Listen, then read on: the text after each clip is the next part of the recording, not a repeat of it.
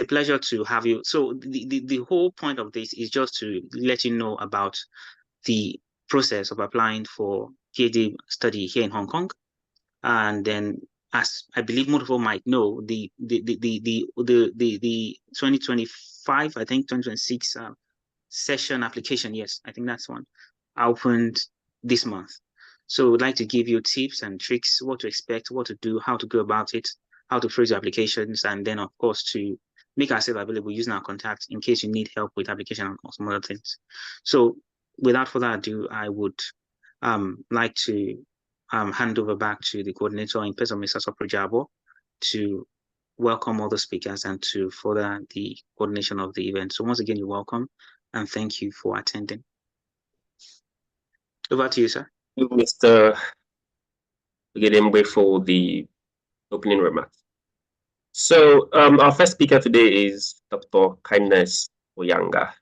She'll be speaking to us on the topic valuable tips to prospective MPhil PhD students for navigating the Hong Kong University's application. Dr. Kindness Uyanga has a robust academic background in chemical engineering. She earned her BNG honors in chemical engineering first class from Modibo Adama University of Technology, Yola, Nigeria in 2012, and her Masters of Engineering in Chemical Engineering, which she graduated with distinction from the University of Benin, Nigeria in 2017. Dr. Uyanga completed her PhD in Energy and Environment at City University of Hong Kong in 2021. She is an innovative, proactive, and high-performing researcher with extensive knowledge in polymetric materials, science, and characterization. She is a member of several professional bodies, including the Energy Institute, the Council for the Regulation of Engineering in Nigeria, a Society of Petroleum Engineers, and the International Association of Engineers. Dr. Uyanga is also actively involved in academic outreach and service activities, serving as a reviewer and guest editor for the scientific journals, such as the International Journal of Biological Medical Science. I didn't get the last line.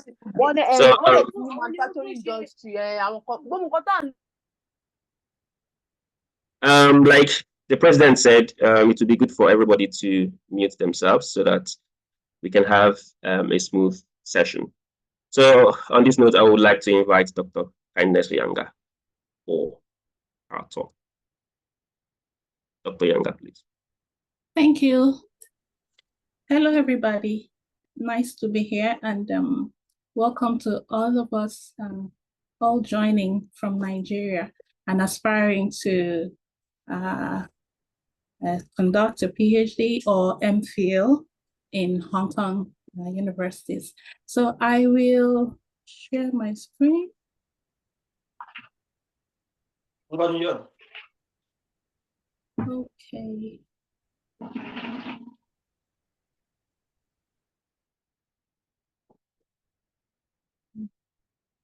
Okay, so moment, please. Okay, so I will be presenting on useful tips that can help prospective research postgraduate students to navigate the Hong Kong University's application process. I saw someone send a chat asking whether it's only for PhD students. No, you can also, for those aspiring to do masters through research.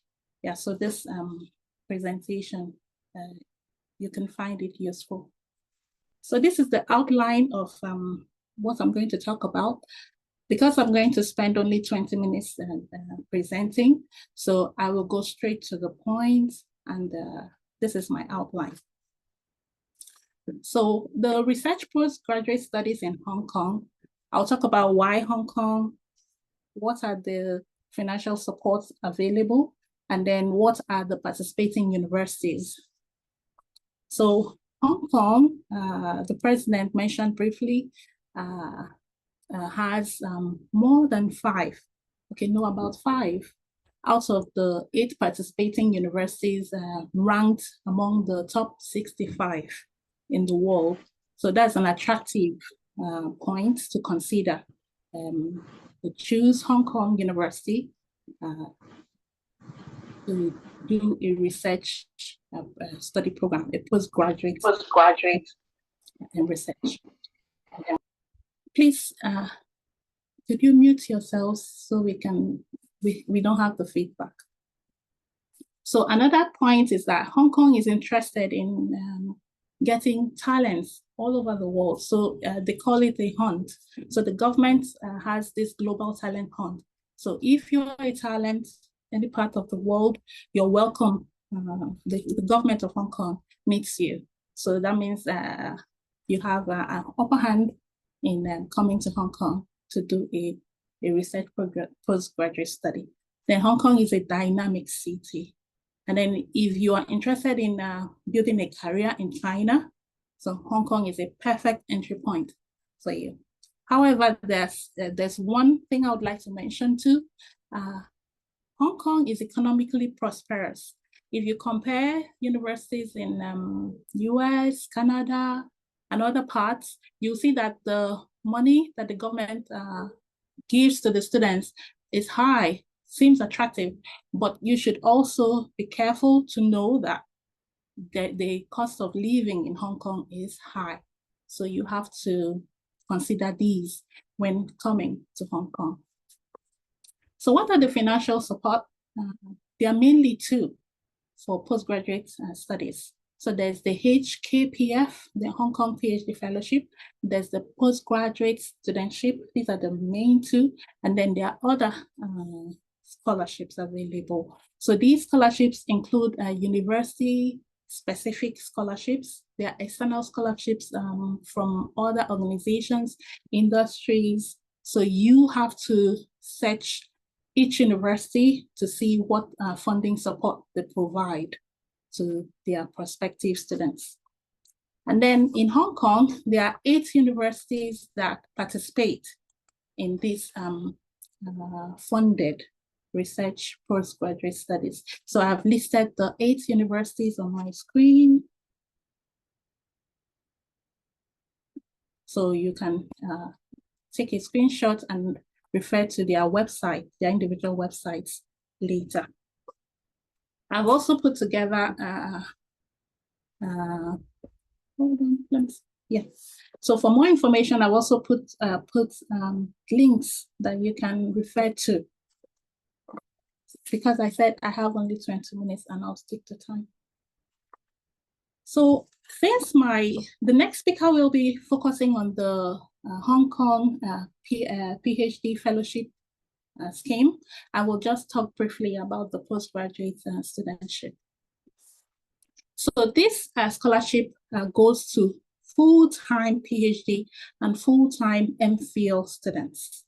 So I say MPhil because MPhil is master's that you get your certificate through research. So not the taught program, not the taught master's. So only for those doing research. And then is for those registered as full-time students. And then for the PhD students, this postgraduate studentship, you can get it for a maximum of 4 years, while the master's student will get for 2 years. And then they are only for government-funded students, is based on academic merit and research ability.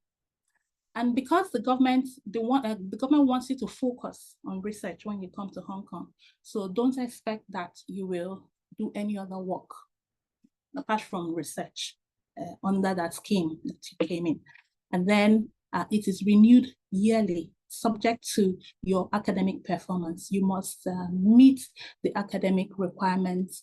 You must pass the annual examination, your annual report, assessment, and then the teaching duties that you'll be assigned to do.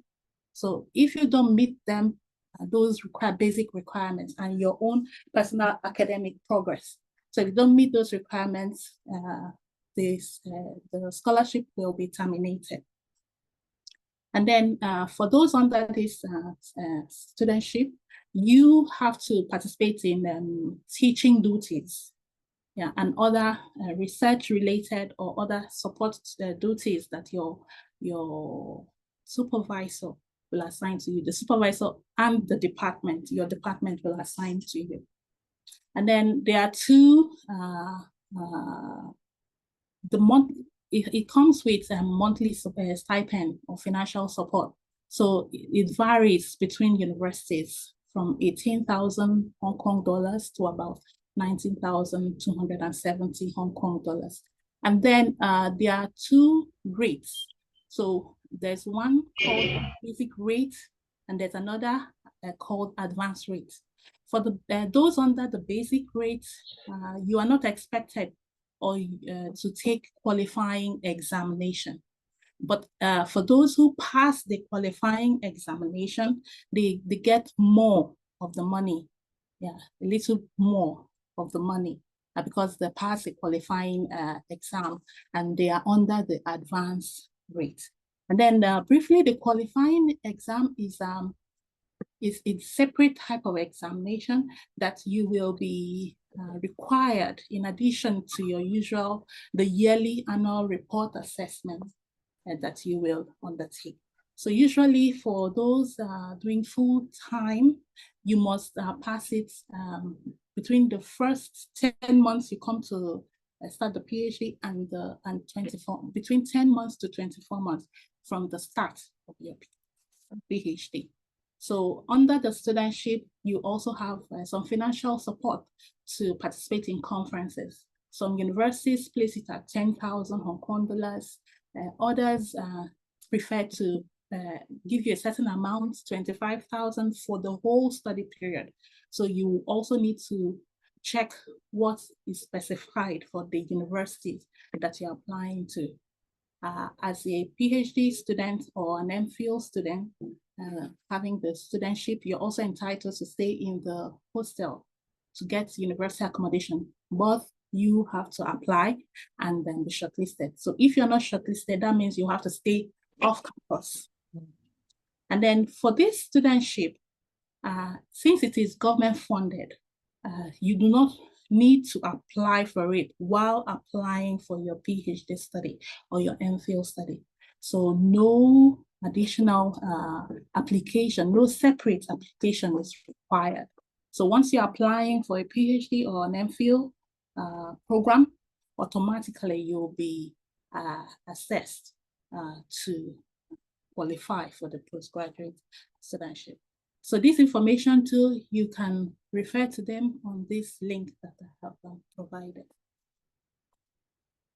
So whether you're coming in for the HKPF or the postgraduate studentship, applying for admission in Hong Kong universities, all that can be summarized in this application process. So first, the research, you have to find out the scholarships available. Then you have to prepare your application materials. You have to submit the application.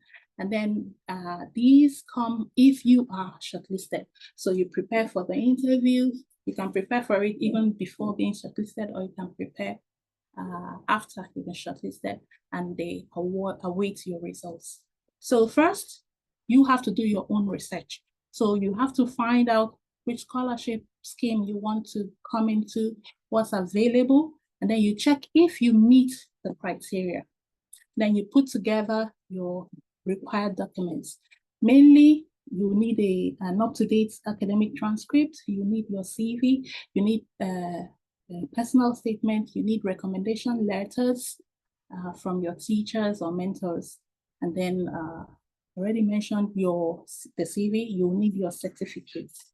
So commonly, most times, if not all, the application is submitted online. So you do not have to post any materials. So you have to fill the form online, attach all the supporting documents, and you pay an application fees. It is not very difficult because the instructions are clearly stated. So you have to follow the instructions on the application website to complete the application. And then if you're shortlisted, expect common research questions You have to talk about your plan, your research plan, with most likely with your supervisor and a few other members in a committee. And then while talking about this, you try to emphasize your strengths, why you should be the one selected for the position, why you fit to be qualified, and you're the best fit to be shortlisted for PhD or MPhil studies. And then after the interview, just wait for notification of the results. And after that, you need to accept the admission. So here are suggestions that can improve your chances. So you put together a compelling personal statement. You start early. You seek guidance. For example, you're already doing that today in this forum. Then you write a strong recommendation letter. Include your extracurricular activities that highlight your strengths related to the research you're going to do. And then tailor your application. You might end up submitting many applications. So tailor your application in the sense that for each research you want to work on, you try to highlight how you fit, you fine-tune or customize your personal statements, your outreach activities or services to fit your application. And then importantly too, the standard of education in Hong Kong is very high and there are no corners. So you must first assess yourself to ensure you meet these requirements and then before applying. So if you know you do not meet the requirements and you apply, you're wasting your energy. So look for the best fit for you and then apply. So first you assess your academic excellence. It must be outstanding. You should have strong grades and you should have research activities, be it potential or past research you have done. So when it comes to your research ability or potential, so when putting it down in your application letter or a cover letter you're going to attach, you highlight your experience, the method you used, the preliminary results. Could also be a proposal, you're writing a research proposal, and then show that your strength, the significance of that work related to the global environment or to Hong Kong, and then the originality of your study. Then you also highlight your international exposure. Yeah, are you someone who have attended conferences internationally, participated in projects with other people internationally, attended workshops? So you need to demonstrate this in your application, in your letters, in the personal statements, in your cover letter. So what are your skills, your technical skills and your soft skills? So you need to show all of this in the letter and in your application. So are you someone that is involved in leadership roles? So you need to talk about them, whether it's academic role or non-academic leadership role. So finally, I come towards the last part of my talk. So I summarize answers for 5 frequently asked questions. So how do I find a program that is related to my interest, my research interest? How do I approach the supervisor, potential supervisors? So what should I include in my CV? How do I write a strong cover letter? How do I handle rejection gracefully during the application process? So the first one, how to find a program that fits your interest. So I first, self-assessment. Just as I mentioned earlier, you need to consider this. Sometimes you find advertised projects. So can I do it? What are my strengths related to this? Or you just find a supervisor that share similar research interests with you. Okay, make sure you have a very good fit before you start applying. So you consider your academic and career goals and reflect that on your interests, your strengths, and area of expertise. So you can also find programs using these databases. I have listed some here. You can take a screenshot. It will help you to search for available programs. The programs are open. So you also have to go to university websites. So whatever you find here, make sure you go to the visit the university websites, the official websites, to check the program is there written. Then the profile of the faculty members. For each one of them that their interest too, because you need to make sure yours and theirs match. And then you find detailed information in that department about the programs offered. And then you also need to research topics. So if you have specific, some candidates have specific research topics in their mind. So find someone whose interests can relate to that topic and then discuss with the person supervising. So how to now approach the supervisor? So research and email. So you need to dig deep into their work, investigate their interests, their recent publications, their ongoing projects. So understand his interests and how your interest aligns.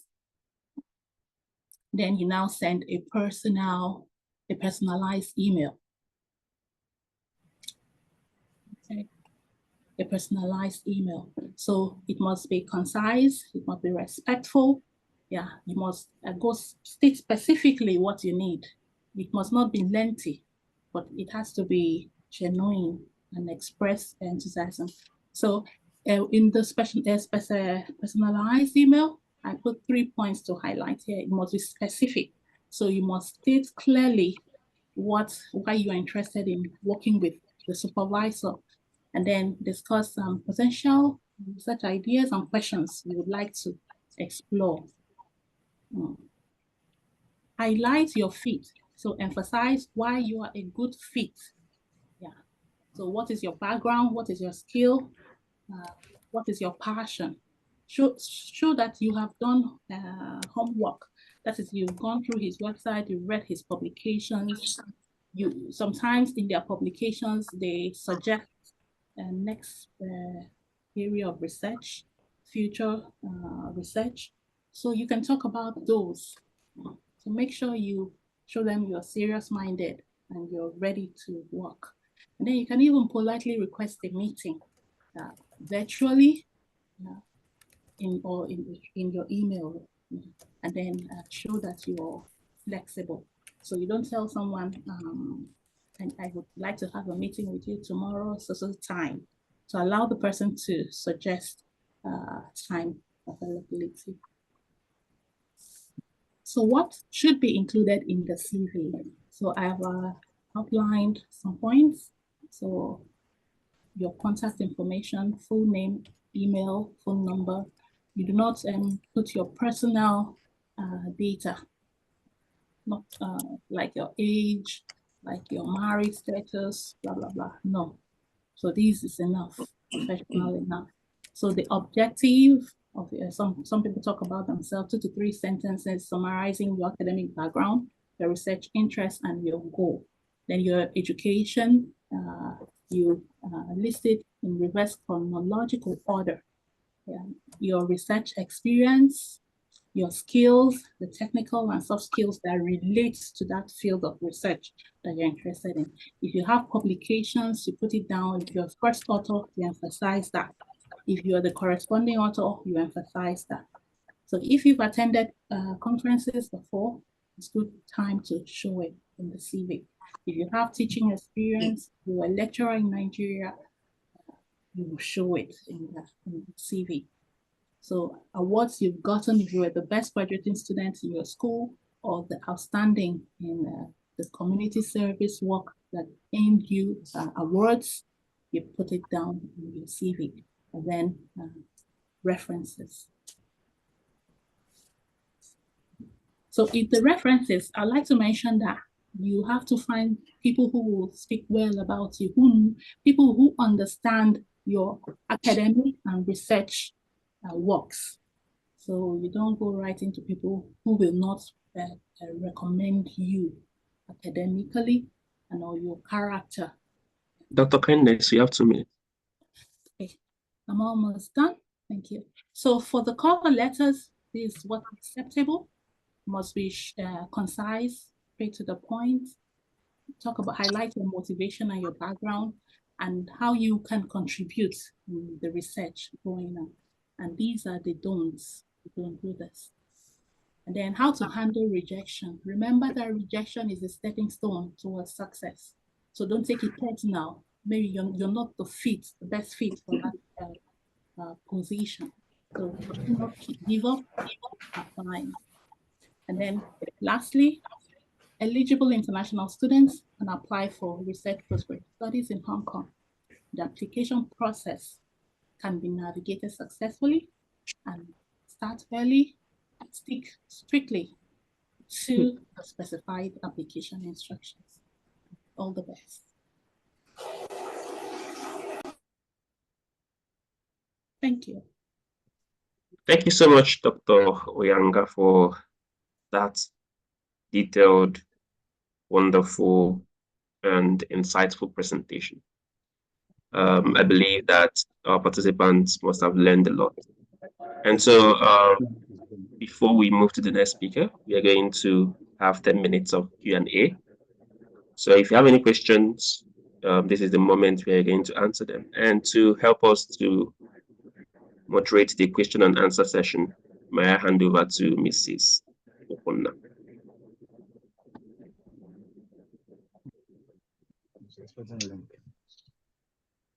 Oh, please, I'm going. Let me change. Yeah, so. Okay, good afternoon, everyone. Can you hear me? Yes, we can hear you. Okay, thank you.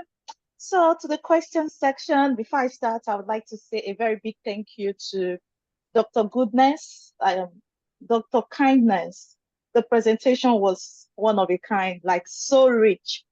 So let me not take so much time, but I would have had a lot of praises to give because you gave like every necessary information one would need to apply for like any application whatsoever. Like it's so detailed. So moving on to the question. One of the question here is how does one become a government-funded student? Dr. Goodness, please can you answer? Kindness, Thanks, sorry, Chiamaka. Dr. Thanks. Kindness. It's okay, Chiamaka. Thanks. Okay. So to become a government funded, mostly the government is interested in research. So if you are applying for PhD study or MPhil study in Hong Kong, automatically your application will be considered for government funding, okay, to be sponsored by the government. So you will even have the option. I'll allow the next speaker to talk about the Hong Kong PhD fellowship. So you have the option. I think, I'm not sure, but I think everybody applying for PhD is asked to apply for the HKPF too. So you'll be assessed for that and also for the postgraduate studentship. So if you're applying for a PhD or an MPhil in Hong Kong, so far you're doing research postgraduate application, you're automatically considered to get government funding. So you do not need to Thank you so much. Yeah, that's so true. So another question is, people are asking, can we get the slide and recording? Okay, yes, the slides, the recording, actually the recording in itself will be available on our YouTube channel. So you can check it out, okay? Just check within the week, we'll drop the video there. So check on ANSHK Hong Kong. That's our YouTube name. So just check us up on YouTube and during the week, you get the video dropped. So another question is, can one with master's already still apply for an MPhil? Is it advisable?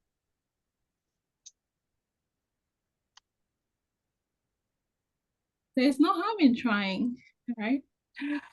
But why would you want to apply for an MPhil if you have a master's? Why not apply for a PhD?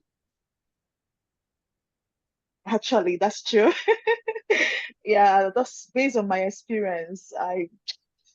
It's advisable if you want to change your course of study, or maybe you had studied something for your BSc and masters and you feel your career goal is kind of different. So you may want to have another master's. MPhil is more like masters, something like that. So you may just want to have that just to have a background knowledge before going for PhD, because PhDs are treated professionally. So another question is, can references be gotten from mentors? Can a mentor be your referee? Is it Sure. possible? Yes. Because so far the mentor knows you well, knows your Yeah. academic ability and potential. And you don't just, a referee will not just write, for example, Chiamaka is excellent in blah. PhD must state how what work you've done together, how long you did that work together, the results, So true. the details. Yeah, so if you have worked, for example, you collaborated with your mentor to do a project, you assisted him to write a paper, and he acknowledged you in the paper, if he did not even include your name in the list of authors, the author names. Yeah, so you can, there's evidence to show that he knows you, your academic ability and your research ability. Yeah, thank you so much. So another question is, what is the application window in Hong Kong? The application window, and also what is the application fee? The person even emphasized how much. So, yeah. I do not know usually the application is open about this time of the year and So closes true, in September to December. December. Yeah. I think it's December 1 or thereabout. 1st of December. Okay. Yeah. And then the fee, I'm not sure, but I think it varies from university to university, but it's not a big amount. And then you can pay with your MasterCard or Visa. Yeah. Even if you don't have a MasterCard or Visa, you can ask someone who has to pay for you from Nigeria. Yeah, that's cool. So another question The is, thank you so application much. fee is around 200 to 300 Hong Kong dollars. 200 to 300 dollars. So just check the exchange rate online, and then you will know what you're supposed to pay in naira. So thank you so much for that too. Another Sorry, question. one more thing to add. Even if you don't have a MasterCard, I would advise that you open a domiciliary account in Nigeria and do the payments with your card. Why? Because when you come to Hong Kong or you go to another university, you will still use that card. So it's advisable to establish a means that you can be able to do international transactions for yourself. Yeah, thank you so much. So another question is, can someone with CGP of 3.16 during the bachelor's get a MPhil scholarship, MPhil PhD scholarship? Is it possible? For bachelor's to MPhil PhD, having a CGP of 3.16. From bachelor's to PhD is possible. Yeah. But okay. But you must be an outstanding student because it's highly competitive. So Very true. there are many people with first class looking for the position that you're looking for. So there is no harm in trying, but I would recommend you put in effort in your application to show why you are outstanding and why you should be considered for the position. Yeah, so true. So another question is contacting a supervisor a critical requirement for application? What happens when you cannot get a potential supervisor before an application? I would say yes, it is important. I would say yes. Yeah, actually, it's very the funding comes through your supervisor. You cannot come from, it's not the school that handles this. Every student coming in for a research works under a supervisor. Some universities and some other places in the world, students can be assigned to professors, but no, the professor here selects who he or she wants to work with. So contacting That is why in the process, application process, I said you have to research the scholarship. Later, I showed you have to research about the supervisor. So you must get a supervisor first. So you communicate with him, and until you get his yes. So you have your show, you can come. And some applications, I remember like CTU, in your application forms, they'll ask you the name of a supervisor, blah, blah, blah. Yeah, so you have to write somebody's name in that place. Yeah, thank you so much. And aside from that, I just want to add something that, like, in my school, I know my school is a Chinese University of Hong Kong. So I know of like 2 persons who didn't get a supervisor, but that was before I even became a student here. So it has become more competitive than before. So the chance of getting in without having a potential supervisor is very slim. And that's the reason why they say make the hill when the sun shines. Yeah. So because it will just keep getting difficult. Yeah. So do you advise applicants to apply to low-ranked school to increase their chances?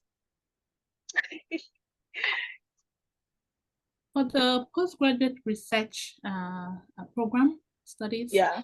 you saw I listed out the 8 participating universities. So they are not, I won't say they are low ranking. They are UGC schools. So compared with universities in the world, they stand a high chance, right? So yeah. Apply. It is even more important. It is even more important to ensure that your research interest, your career aspiration falls, is in line with whoever you're meeting, the university, because in QS top world universities ranking, universities are ranked according to subjects. Even some departments too are considered while ranking universities. Depends on the field, right? Yeah, so you not just wake up and say this school is low ranking. No. So far your research goals align, and which is influencing your career aspirations. So apply. Thank you so much. Yeah. Take the next 2 questions, then we can move to the next. Okay, thank you. So the next question is extracurricular activities important for application? It's not compulsory, but it can boost your chances of being accepted. For example, if you're a mentor in a scientific group or in a scientific organization, and you have done so many works that contribute to the environment, or you have even proposed projects or even conducted projects in Nigeria that have supported your community. The essence of doing a PhD is to be able to produce something that will influence your immediate society, right? So if you have done works related to that in Nigeria, and you plan to go back to Nigeria to improve on that for the community, your community, so that's a good thing that can boost your application success. Yeah.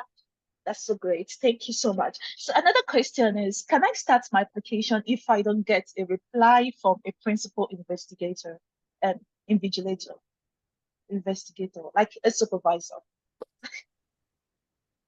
You can, but you ensure that you also get the consent of 1 or 2 or more supervisors. So don't limit yourself to just sending an email to one particular supervisor. Try to be flexible. So also check other supervisors' profile, what they do, and then try to get one. It's been a great time asking questions and getting feedback from you, Dr. Kindness. I'm so grateful. Thank you so much. And please, if you can still stay behind towards the end, there might still be room for answering more questions. Thank you so much. Okay, now I will hand over to Mr. Soporo. Thank you. Thank you, Chemaka. Thank you, Dr. Uyanga. Please, Dr. Uyanga, if you can answer the rest of the questions in the chat box, that would be also helpful. Okay. Oh. For those who also have similar questions, once you have the chat box, you can as well look up for the responses. So we now move to the next speaker. So Dr. Uyanga talked about studentship. Our next speaker will be talking about the Hong Kong PhD fellowship scheme. So as an awardee himself, Mr. Tiamiyu is currently a PhD candidate in the Department of Mathematics at the Chinese University of Hong Kong. He holds a Bachelor of Technology degree in Pure and Applied Mathematics from the Federal University of Technology, Minna, Nigeria, where he graduated with first-class honors. His research interests encompass inverse problems, optimization, image reconstruction, learning theory, deep neural networks, and numerical analysis and computation. He has published over 20 papers in refereed journals and conference proceedings, and is open to collaborations in these areas. Mr. Abd'Gafar is a recipient of the prestigious Hong Kong PhD Fellowship Scheme, the CUHK Vice Chancellor's Award, and the CUHK Postgraduate Studentship Award.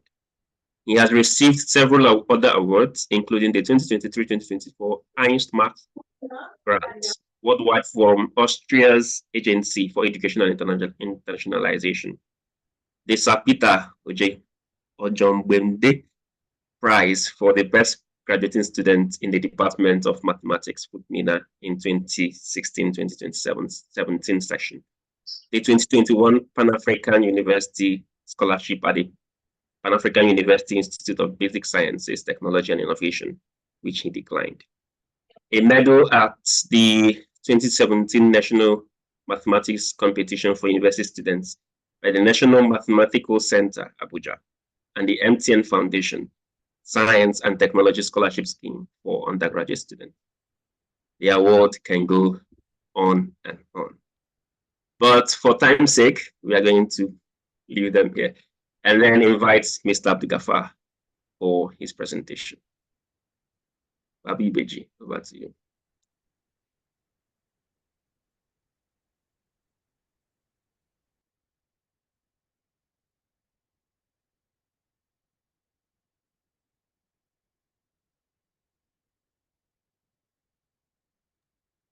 Hello, good afternoon. Okay, good evening. Good morning, Nigeria, to everyone. Can you hear me clearly? Yes, we can. Okay. Okay. Good morning once again from Nigeria to those that are joining us. I would like to discuss the Hong Kong Fellowship program. And actually, we'll be talking about some insights and tips for the application process also.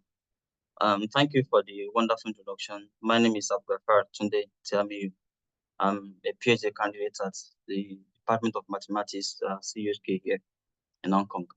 So I'll be talking about the Hong Kong Fellowship program. So with this, I'll be actually talking about the background to this particular fellowship, then the fellowship itself and the application procedure, and then we take some questions at the end. So firstly, I would like to welcome you all for taking this big idea to attend this seminar. So personally from me, I would say you are welcome to Hong Kong. And this is a special administrative area in the People's Republic of China. So I welcome you to one of the most beautiful cities in the world.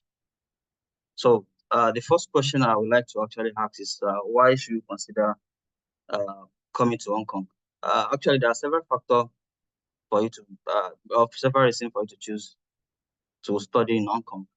Among them is the fact that many of our universities here are world-class universities, which we list many of them here. And another thing is that many of the industries or global international hub here are widely recognized, and we have also many facilities in Hong Kong, especially the global financial centers and the IT centers and so many research centers. And another important thing about Hong Kong is the cultural diversity, which match the culture or the diversity between the mainland China and the West, because Hong Kong is not really the People Republic of China itself, because it's tried to blend in the diversity or the cultural diversity of the mainland people and the people from the West. So you actually say that you are fearing anything about any part of the world. So it's quite silver. Then another most important thing about coming to Hong Kong to study is the fact that you have the opportunity to actually study in high quality universities or high quality programs, which we'll talk about some of them soon. Then as well, there are several scholarship opportunities in Hong Kong, such that those things you look at in those scholarship in US or UK or wherever you might think of, you find them in abundance as well in Hong Kong. Another important fact is that even after your program, there are several career prospects in Hong Kong, especially in finance, in IT, in research and development, and also in trade and the likes. Then one other beautiful things about Hong Kong is Hong Kong is a home to several skyline and skyscrapers in the world. So we have several beautiful landscape and several dishes also. We can find many things there which are quite exciting. It's one of the factors why people choose to come to Hong Kong, and especially for study, which is the main important thing that we're addressing here today. Then another important thing to consider Hong Kong is, in the world, it has the most efficient public transport, which is also a factor because the ease of movement and everything is an attraction. Then the tourism itself and the fact that Hong Kong is very, very safe and quality of life here is very, very high. The fact that you don't need to worry about the issue of gunshot or several other things from some other part of the world is a factor. Then I would like to actually talk about the scholarship opportunity in Hong Kong, which generally I will divide into three major parts. The first one are the government-funded scholarships. Among them is the UGC, which I will define the acronyms, and the HKPFS, which is the main point of discussion this morning.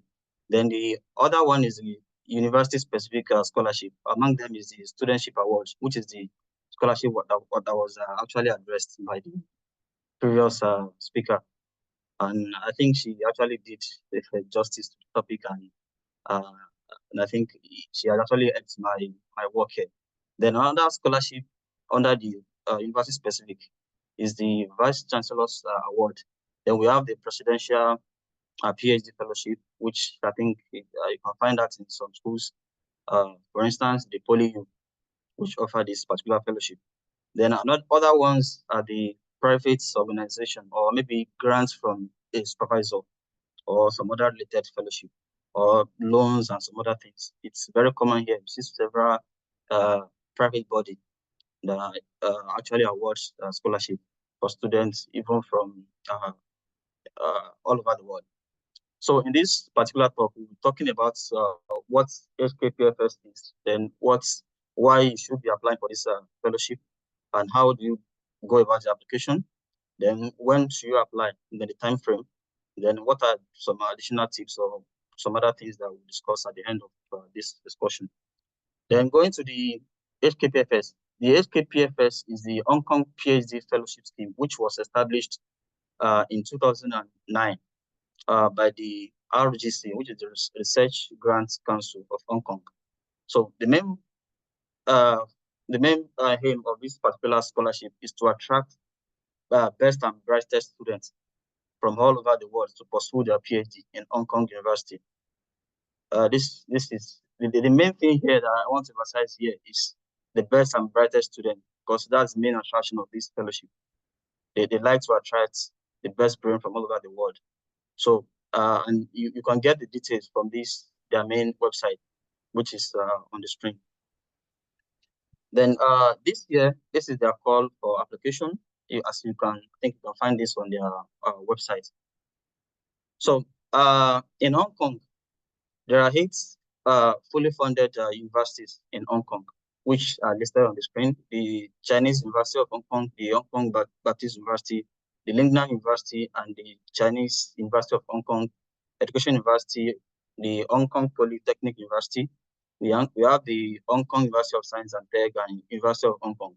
Now, the main point about this particular slide is to show you that most of these universities in Hong Kong, they are worldwide universities, meaning most of the, let me say, 5 of these 8 universities are among the first 100 in the world. For instance, you can see the Chinese university is 36th in the world, according to the QS ranking, 53rd according to the Times Higher Education ranking. The same thing with the University of Hong Kong, which is 17th in the world and 55th in the world. These are some of the attractions that you should look at, because many of those universities you look at in other part of the world, mostly they don't even rank as anything like this. So by the ranking of the school, you should know the quality of education you tend to gain from that place. So I would advise you to put your effort and actually think about applying to Hong Kong, because we always really wish to see you here. So moving on, the main eligibility, or what we are looking for in HKPFS candidates, we are looking for candidates from every background, or from any background, irrespective of their ethnic background or any of their prior work experience. We really invite you to apply to any of these 8 UGC funded universities, which I've actually shown you. You can search each of them on the website, on their websites, to look at what they entails. So irrespective of your background, your education, your ethnic background, or anything, which means it's open to anyone from any part of the world. So you are able to apply to the scholarship. So the main thing is, what are we looking for in this fellowship? There are 4 main things being looked for at this for this fellowship program. The first thing is the academic excellence. Meaning, if you're applying to this fellowship, the first thing is that you should check about your profile is that you should be coming with a very strong CGPA. Most importantly, if you're having a first class, is a very, very good chance for you. And then apart from first class alone, you should be coming with other things. Among them is maybe some past awards also will be a big factor. Then maybe past scholarship or many other things you've gotten. Past award, I meant maybe you participated in one program, or maybe one competition during your university days, or during any of the program, you won some awards or something. Or past scholarship, maybe you are funded during your undergraduate days also. These are very important. Then your research abilities. You should be coming with maybe if you are coming with a potential, either maybe you have potential for research, or you have some past research experience, because the main thing you are coming to do as a fellowship student here is to do research, because the fellowship itself is meant for research, because that's the quality of the research postgraduate study. So this factor, this research ability or potential can be known through your past publications or your research experience. Okay, so the next thing is maybe your communication and interpersonal skills, which are something that you can demonstrate through your past extracurricular activities or some other demonstration also. Then leadership abilities. This is very, very important, because they are looking for people they are looking for bright individuals to apply for this fellowship. Now, what is the take for this fellowship? Generally, this HKPFS run for 3 years. It run for the first 3 years of the PhD program. That means, for instance, if you offer a PhD program in Hong Kong and you have this, you offer a program in Hong Kong with this fellowship program. If your program is for 4 years, the school have to fund you for the 4th year. But for the first 3 years, you'll be funded through this fellowship. So what's the take?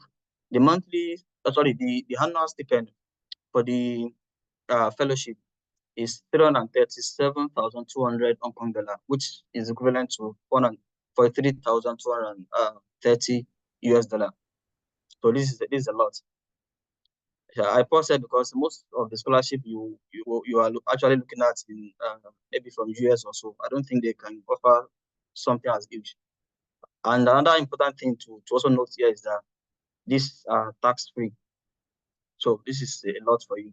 Then you also have the annual conference fee of 14,000 Hong Kong dollar, which you can get. And from previous years, this scholarship used to take around 300 PhD fellowship, but I think last year or so it was 350. So this year is they are looking for 400 PhD fellowship students. It means the chance for anyone with any qualified candidate to actually look at the scholarship and probably you get it, and which I really hope so. So going to the application procedure, I would like to divide this into three. The first one is the pre-application part, and the application part, and the post-application part. So for the pre-application part, which is one of the most important and essential one, is that you have to actually take your time to go through 8 of these 800 universities to look at their programs and look at your past experience also, or your profile, to look at any research program that interests your maybe your career goal or whatever. Even if you don't see anything that is maybe exactly as what you want as your career prospect, you can look at maybe some of these departments to look at the current research areas to try and develop interest in one of them if you are really willing to apply to this program. Then the next, and which is the taxing part, is contacting and securing a potential supervisor. Sometimes this take a while because I would say the best time to start doing this should have been maybe like a month ago. But nevertheless, the next best time is now. So you should start contacting the supervisors, your potential supervisors. It's very taxing, but you have to take your time. Go through all these 8 UGC-funded universities. Look for several professors. Preferably, I would actually suggest you look at some of them that are maybe like the HOD, head of department, or maybe the team leader. Some of them, I think I will actually advise you to look at those people more. So even though you can look at any of the professors, they are highly qualified to take you as a potential student. So, but contacting them is very, very important. Part of some of the things that you have to send to them, the most important thing is your CV. And don't just send a generic CV. Make sure you craft a well-drafted CV, which probably contains maybe some of maybe recent work or a work related to the research area, and make sure you craft very well, and make sure you craft your cold email very well. So some people suggest you can attach your transcript, which I don't really think so, but if you think it's a good idea, you might actually do that too. Then the next thing is that once you get a feedback from the potential supervisor, sometimes they require an interview. So you should actually attend that and actually make sure you give a very good impression, which is a very good thing to make sure you stand on a solid ground. Then the next thing is on the application material documents. There are several documents required for this, which I think is common to many other scholarships. The first is your bachelor or master degree certificate or your transcripts. At this moment, if you don't have the official transcript, if you have the student copy also, during the application process, I think it's still valid. So even though after the submission, during the review process, they will request for official transcripts to be sent directly from your universities. So, but at the moment, if you still have the student copy, you can use that one to apply. Then the next is concerning the English language proficiency. So here, your English language as a medium of instruction, which you can get from your university study building also, it suffices also. Okay, you can do that instead of thinking about IELTS or your TOEFL. So at least your medium of instruction is still valid. So the next thing that's very important is about this reference letter. But I'll talk more about this towards the end of this talk. You need 2 reference letters, meaning you need to look for 2 professors mostly that can attest to your research experience mostly, or maybe 2 of your past mentor or so. But they should be talking about these 4 things that I mentioned earlier in their recommendation letter. It's important they highlight those 4 things. So the next thing here is you need your international passport during your application. Then you need your research proposal.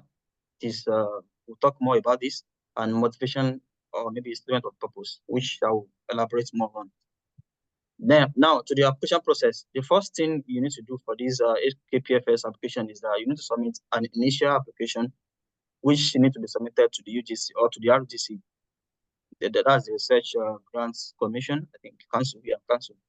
You need to submit this through their website, which is both here through this particular website. So the main purpose of this submission is for you to get a reference number, so which you will have to use during your main application to universities. So meaning the main application itself entails two parts. The first part is that you must make an initial application to the RGC website, where you get a reference number through this particular website. Then that reference number will be used to complete your application in the respective universities. And one other thing here that I would like to mention is that during your application during your application for this HKPFS, you are allowed to apply for at least to apply for at most 2 programs, either in the same university or across different, or maybe between in 2 universities or so. But you can apply for more than 1 university. Okay, so that is that's on that.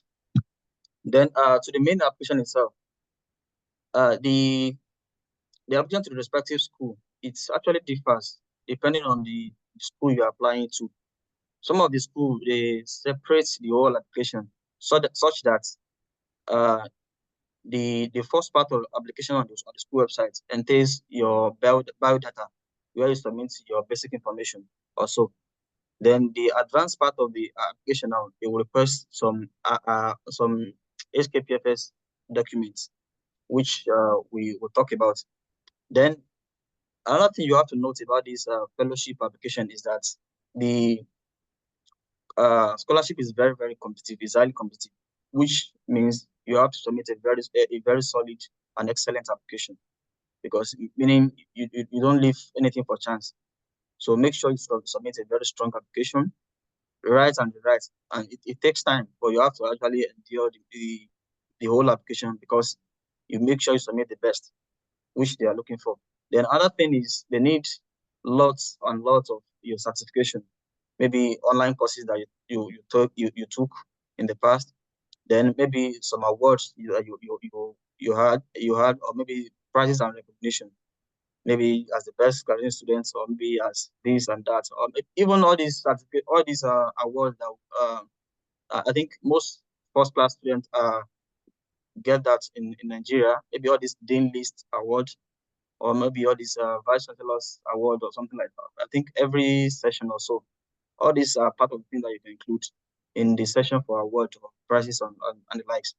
Then another thing that is very important in this application is the extracurricular activities, or maybe the volunteering works, the community services, then the training and internship, then networking.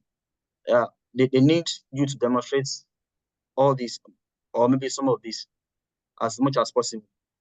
So and I think one other thing that there's a problem to us is identifying some of these things. You have to think through some of your past experience to be able to identify some of these things, because sometimes we are involved in some of these things that probably we unknowingly we feel like maybe it's not something. It's a lot. For instance, now if you partake in all this CDS group during your NYC year, it's part of the community service and the likes. Even your IT during your, I think during your undergraduate, it's part of internship. You can include that as internship. Then several other things like that, or maybe you are a president of an association, or maybe you are various activities. You can include them, which they are looking for. As much as possible, you should include them. So the next is the publication. This is very, very important, because you are applying for a research program. You need a part. They will be looking at your past experience through your publication, and this publication can be published paper. There can be some accepted papers. Maybe you have paper under reviews, or maybe, and I think it's best you have peer review paper, because nowadays we have all this paper that just submits in 1 or 2 days. I don't think that's really helpful. But by the way, if you can get peer review paper, it's very, very ideal. Then the next one is that you should be writing some impressive essays, which are part of the fellowship application. Then the other thing is that that's important is that you should discuss your research proposal with your potential supervisor after securing one, because you need to work hand in hand with him throughout this application, because you two have to agree on maybe your research area or your research proposal. And it's not as if maybe the research that you propose during this application is the main thing, or maybe it's a must that you do that when you come around. No, that's not the thing. Then another thing I would like to say here is that as much as possible, try to avoid plagiarism, which is a killer in academics. Try to avoid it.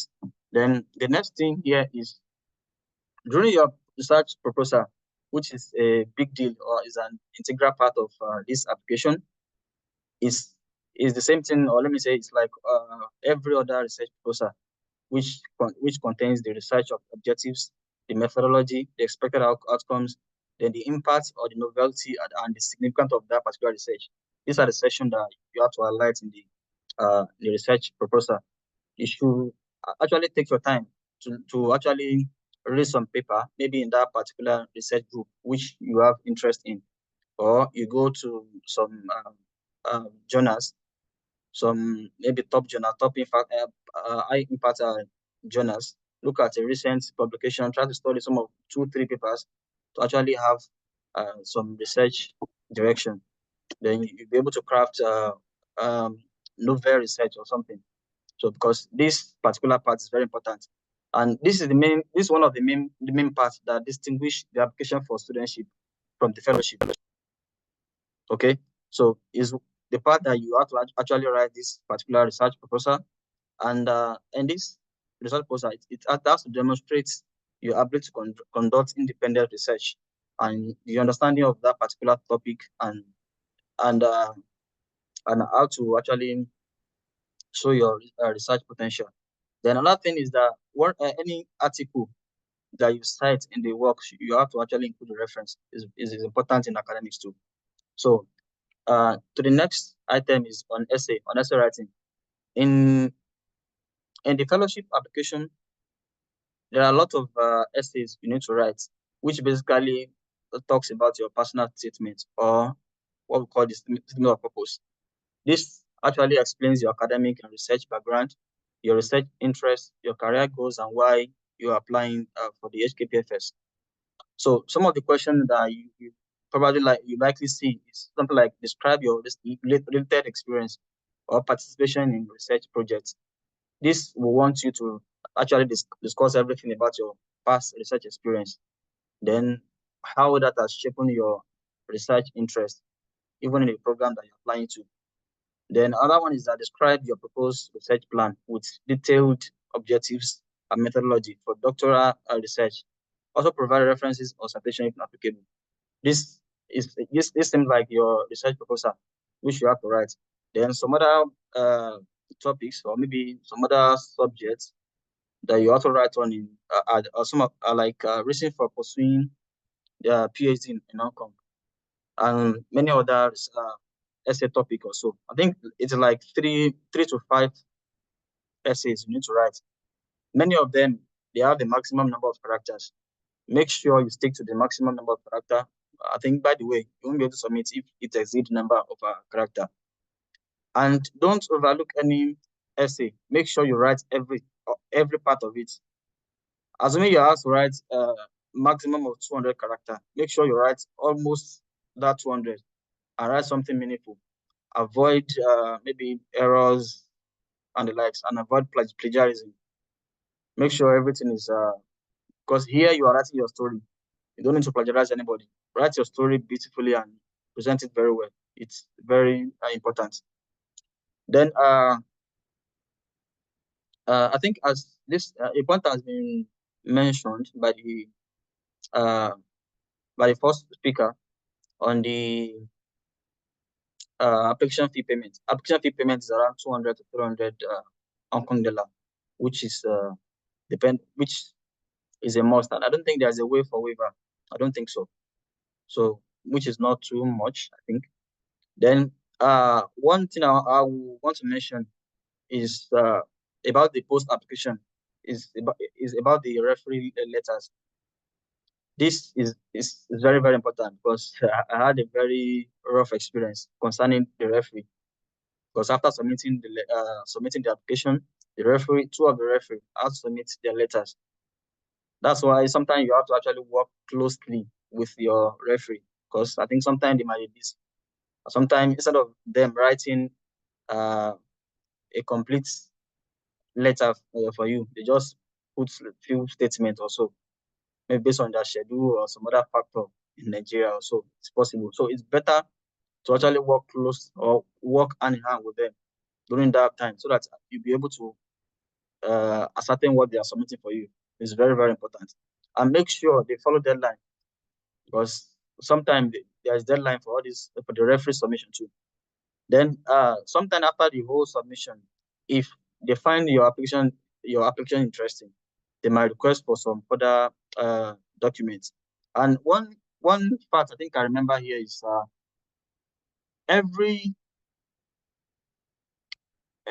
you mentioned about okay on this section about certificates and awards, every part of it, if you mention any certificates, any award, make sure you have evidence for that.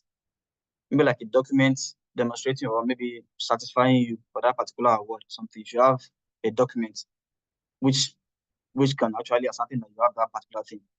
So because sometimes they request for them. So make sure you have it. So then notification of now.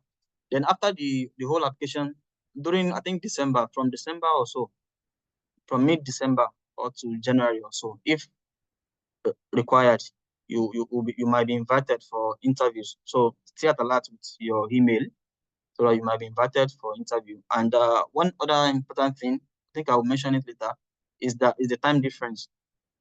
Hong Kong is 7 hours ahead of Nigeria, so you should actually work with time. Very important.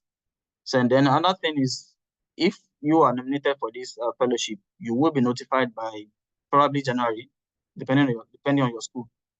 And then the way the fellowship application works, or let me say selection work, is that once you submit your application to the graduate school, it will be sent to the department to determine, or maybe for your supervisor, for your potential supervisor to select, or maybe to recommend you. Then after the whole selection, then the shortlisted candidates, they will be forwarded to the graduate school, which from graduate school, they have to select their own candidate too. Meaning some people will be dropped from the department, some people will be dropped from graduate school. So, but one thing is, once your name passed graduate school to the UGC, which they are the body offering the fellowship, and most likely you will get the fellowship. Even if you don't get the fellowship, there might still be an opportunity for you. Then most likely the announcement will come in May, or probably maybe in June. So meaning, if you are successful, you should know the results by May. Then there are some top-ups which some schools actually offer. For instance, in CUHK, in Chinese University, if you're a fellowship student, you have a lot of top-ups. Among them is the fact that you will be given the equivalent of a fellowship student, which is directly from the UGC. For instance, the stipend here, and then the conference allowance here, which is directly from the Hong Kong. But you still have some top-ups. Among them is that in CUHK, that's the Chinese University of Hong Kong, you have the first year accommodation free on our campus here. Then the tuition fee is free for the entirety of the program. Meaning, if you are coming with a master's degree, which if you are coming with a research master degree, then your PhD should run for I think 3 years. If you are coming with a bachelor degree, or you are coming with a master's degree that is only a thought that is maybe non-research based, then you'll be offered a 4-year program. Actually, there are still other factors that still determine that, but the main thing is that for the 4th year, they will still offer you the same thing at these particular universities. Then there is a fee, or there's an award you call the Lodging Award, which is being issued by the Vice Chancellor's Award. And that amount is that they will offer you this 100,000 Hong Kong dollar, which will be given you instrumentally, I think, yearly, to be divided. I think for the 1st year, like 2,000, 20,000. I think the 1st year should be 40,000. Then subsequently be given 20,000 Hong Kong dollar. Then I think similar things happens in Poly University. That's Polytechnic University of Hong Kong. Then the Hong Kong University of Science and Tech, similar thing happened in University of Hong Kong University of Hong Kong. Similar thing also happened in those universities. It's a little variation, the amount they offer and how they offer this money. Then lastly, let me go to some tips.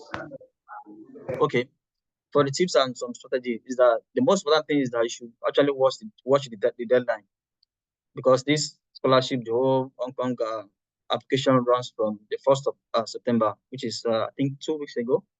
Yeah, then it should be ending in 1st of December. Most importantly, check the time difference, because and try to avoid submitting on the last day or so that at least this time difference will not be an issue. Then another thing is the potential supervisor need to support and nominate you, meaning it is very important that you secure a potential supervisor, because they need to support you, support your application, and you need to be nominated for this fellowship. Otherwise, I don't think it's possible. I don't think it's possible without a potential supervisor. I don't think it's possible. For the fellowship, I don't think it's possible. Then I think I've mentioned this earlier, that if the graduate school nominated an applicant for the fellowship, but unfortunately maybe it's not successful, the main thing is that I don't think they will drop the candidate. Most likely you'll be offered the studentship award. You'll be offered the studentship award or some other top sub, as I've mentioned, maybe the Vice Chancellor's Award or the Presidential Award. You'll be offered some of those other scholarships. Most likely you will not be dropped if the graduate students nominated you to the fellowship, so to the UGC. Then one other interesting part of studying in Hong Kong is that once you have an admission, the visa processing is just so easy, because you don't even need any interview, and even your visa will just come to your inbox, which is like seamless and very, very easy. Then one other factor here is the language of instruction in Hong Kong is purely in English. So there is no fear of maybe the language barrier, or maybe maybe you have to like study for some months or maybe a year. You don't have that problem here. So welcome you all, because the program here is in English. Then I think another factor that also influences the success of the maybe your application for this fellowship is your school ranking, which might be wrong, I think. But I think it's very important you're coming from a school that is well ranked globally. But I think there's a lot of issue here for we coming from Nigeria, even though we have few schools that are well ranked globally. But it's a factor that determines the success of your application. So I think I will stop here. I'll be waiting for any question. Thank you. Thank you, Mr. Tiaminu, for the interesting and detailed presentation. Actually, you've expressed in detail the things that every applicant needs to know before applying and after applying. And you agree with me that HKPFS is the best scholarship you can get anywhere in the world. And we'll be glad if you are able to secure this funding next year. So for question and answer, I will hand it back to Chiamaka. Okay, thank you so much. Thank you. So, Mr. Chiamiyu, thank you so much for the fantastic presentation so far. It's been quite, as in a whole lot of package, just within how many minutes? You had given lots of justification to a whole lot of questions, but nevertheless, we just have to ask them so that we are sure that people get clear on them. So starting on, the first question is, please list schools to consider when searching for potential supervisors. Thank you. Okay, I think I listed them in the slides, but nevertheless, let me go Yeah, back. sure. Yeah, these are the schools. I don't know if you can still see my screen. Yes, sure. We can see your screen. Yeah, so We these can are see the schools. them. CTU, The City Hong Kong University of Baptist, Baptist Lingnan. University, Lingnan University, Yeah. the Chinese University of Hong Kong, the Education University, the Hong Kong Polytechnic University, the University of Science and Tech, and the University of Hong Kong. Okay, thank you so much for that. So the next question is, okay, the next question is, how much is the application fee and if there's any waiver?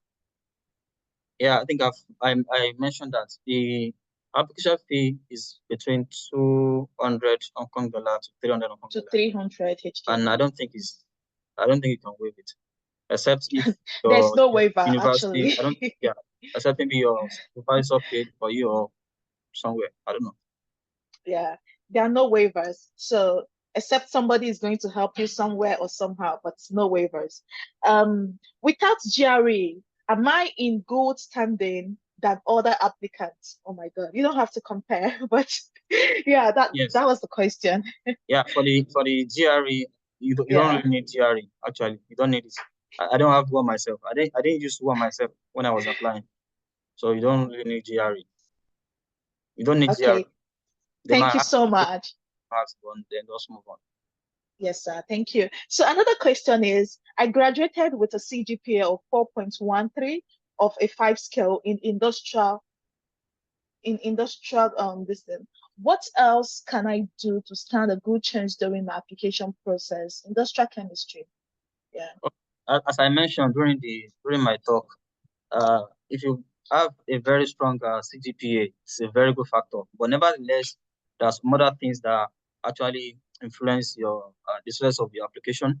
Among them is maybe your publications, your other maybe like you have some past experience, some past research experience, or maybe past awards. Maybe you had some scholarship in the past, or maybe some other extracurricular activities also is a factor. But if you have a first class, it's a very good sign for you. Thank you so much for that. So the next question has already been answered by Dr. Goodness and Mr. Sopuru, which is, since the application starts by September, what is the best time to search for potential supervisor? So in case you're interested in the question, do well to check in the chat box. It has already been answered. So I am a 500 level biomedical engineering student with a CGPA of 4.63. Although I am at the last phase of my final year in school, can I apply for the scholarship too, sir? Yeah, I think you can apply. So far, your applications will conclude by the end of this year or so. Yeah. If your application is coming to an end by the end of this year, I think most likely you can apply, because you'll be asked for a complete transcript by December or latest January. So meaning if you are not completing your program by the end of this year, it may not be a best shot. So true, so true. Actually, it's school dependent. If you are in a university in Nigeria where you get your transcript like after 4 years of graduation, okay, that's the problem. Okay, so it depends on where you're coming from. If the institution will issue you your certificate and transcripts on time, or at least statement of results, something to show that you had graduated and you are having this rank of this CGPA or something like that, that could suffice. So for the HKPFS, is it only for first class, or also does it also acquire does it also require someone to have a potential supervisor before application? As I said, first class is a very good factor. Like, it's a very good, it's a very strong thing, because a strong CGPA is what they are looking for. Like, they are looking for strong academic background also. And one of the things that will actually show that is your CGPA, I would say.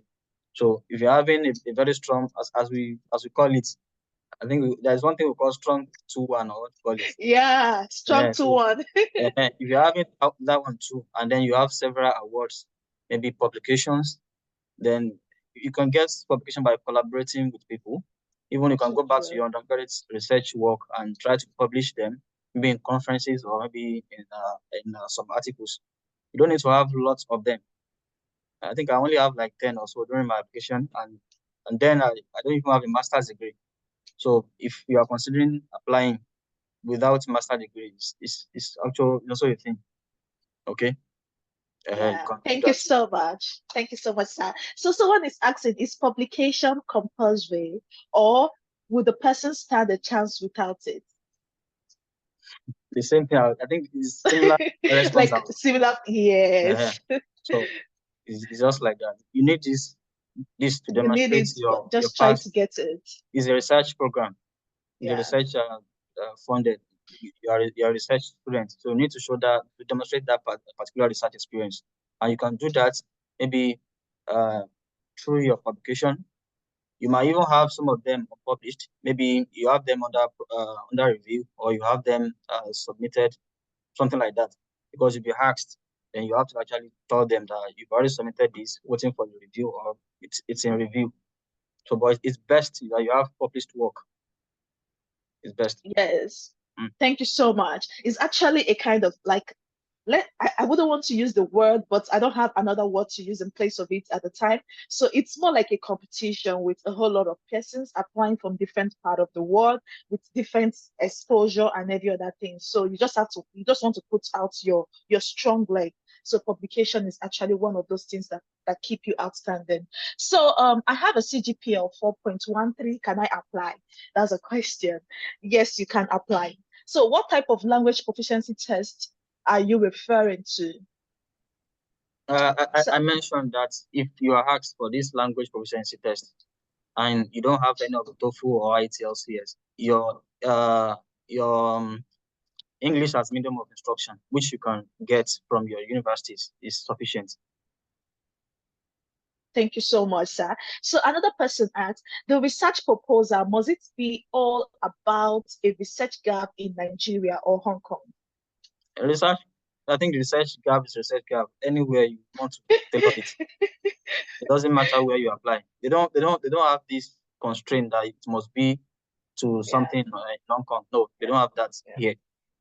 It might be applicable to somewhere in Nigeria. It might be somewhere anywhere. They're actually very open-minded individuals. All they just want to see is your innovation and creative thinking. So the next two questions. Next two questions, then move on. Okay. Oh my. Okay. So I would skip the next one. It has already been answered in the chat box.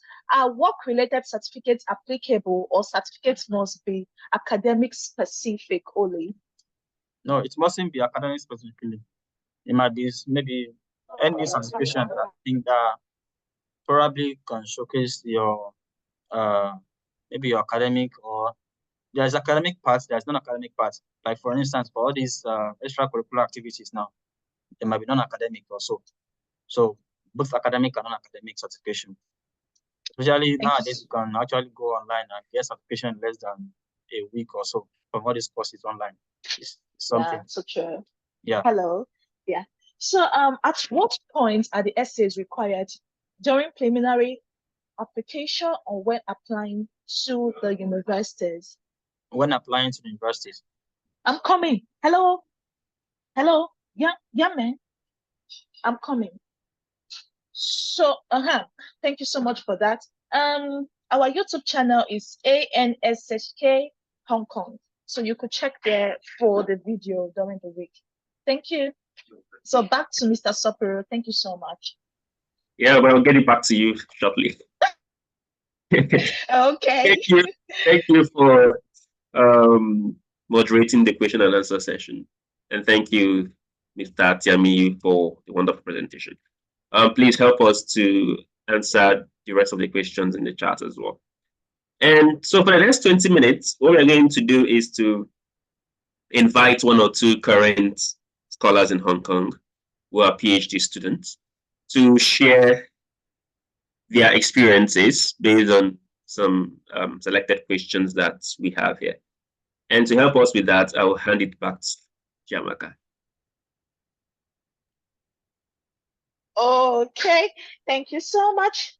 Okay, so in this section, we'll be having the person of Mr. Chigbu, who will be helping with answering, and I would also co-answer some of the questions alongside with him. So please, is he online? Yeah, I'm online. Yes, Online. Oh, okay. Thank you so much. So nice to have you here. And I hope you are enjoying your weather over there. Chigbu is one of the evidence of what Hong Kong can offer. Yeah. He's currently in Germany. He's funded by Hong Kong. Oh, yes. Exchange program. Yes. We hope you're having a good time over there too. Yeah, Germany is really beautiful and bureaucratic, and I'm enjoying it. More like. So nice to know. So nice to know. Okay, sir. So moving on to the questions. Okay, so sharing by current Hong Kong PhD scholars. So why have you chosen to school in Hong Kong? Why Hong Kong? Why do you choose Hong Kong? Okay, good. I mean, that is an important question, and I think previous speakers have really given answer to this very question. I mean, Hong Kong is a home to top-ranking universities in the world. So when I wanted to come, when I was looking for my postgraduate, my doctoral education, I was interested in, I was interested in ranks. I wanted a university where, which is one of the top in the world, and Hong Kong is a home to that. But beyond that, Hong Kong has the enabling environment, for research. Yeah. It has the enabling environment for research and good professors. So looking at these very factors, I mean, I was convinced that, the best place to come is Hong Kong. And to top it all, Hong Kong has a rewarding motivation for research. I mean every bit of the word I say. Just like the previous speakers have mentioned, you are being rewarded for your motivation. You are being rewarded for the research you do, and you contribute. You contribute later on nothing than to just show a whole deal of interest, a whole deal of motivation, a whole deal of diligence and determination in your research, and that is it. So Hong Kong is the home of, the top 100 universities in the world. So it's a good choice. Yeah, thank you so much for that wonderful answer. Just to top up on what you had said, I'll just say that Hong Kong actually have a whole lot of research infrastructure. Aside from the funding, there are quite a whole lot of experienced supervisors. When I mean experienced supervisor, I mean people who already have international kind of exposure. So there's little or no kind of racial discrimination when being supervised by a supervisor. It's actually, definitely it will be there, subtle, but in Hong Kong, it's a little bit curtailed. So it's a place where you could come and, you are talking to people of like mind and you'll be treated like a professional. So, like personally, my own experience, because now we are sharing current experience, right? My lab, my lab in question, for instance, the kind of facilities we have are facilities that you would hardly see in most universities around the world. So even when we want to collaborate, because of the kind of instruments we use, we look out for first 3 top universities in the US or Germany. So that's to tell you how Hong Kong is relevant, and both in research and in collaboration and in their outputs, in innovative outputs. So the next question, please. So how can I make my PhD application stand out given the large number of applicants worldwide? Okay, I think from my experience, I think one thing that could make your application stand out is your research proposal. It's very important. What you want to do, what you intend to do. I always tell myself and also applicants anyway, people who maybe may seek my advice, is that give them an elephant proposal. Give them the best of proposal. Proposal tells your excitement about what you want to do. It tells your excitement. It tells your enthusiasm. It tells everything, your research interest. So in my own experience, the proposal was very important, and you have to tailor it. If you are applying for a PhD program, you may have your research interests. It is one thing, and but then if you kind of restrict yourself to that very research interest, you may not really be open. You may not really have options. So one thing is this: your research interest should also be wide open. Tailor your research interest to professors' research track. Go to the universities, look at the professors. If it is something you can do, put your code emails in that very format. Put your code emails in that very format. So the thing is this: your research interest should align with the professor, and your proposal should be detailed. Secondly, is another thing that can make you to stand out is strong academic records. And like previous speakers have mentioned, you must have a first class. But then, if by adventure you don't have a first class, of course, because a large number of people don't have a first class. If by adventure you don't have a first class, you should support your application with research experience, extracurricular activities, and importantly, in your application, you can mention that your current CGPA, which could be 4 point something or whatever, that is not first class, is not a true reflection of your ability. You can mention that your current CGPA is not a true reflection of your ability. Given by social reason. Of course, it could be that during your academy you were actually combining your studies and work, and it couldn't allow you, focus more. So you could just justify the reason why you have this very CGPA, and don't just leave it open. So that's very important. So your research proposal, research interest, aligning with that of the professor and your academic record. I think that's from my point. That's so great. Thank you for the powerful answer. I don't even. The only thing I would just want to add here is just a little word of, for me, when you want to answer, when you want to deal with this kind of thing, is take it personal.